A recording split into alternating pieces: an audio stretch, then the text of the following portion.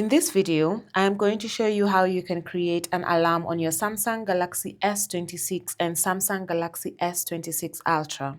To begin with, you want to open the clock application. Then, while on this page, you want to click on the plus. This is going to lead you onto this area where you can set and customize the alarm as you would like.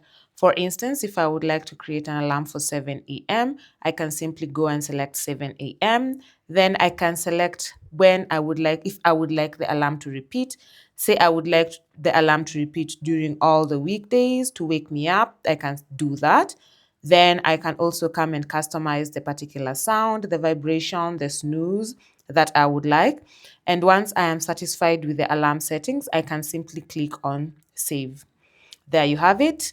Thank you for watching. If you have any questions or comments, feel free to leave them down below and see you on the next video.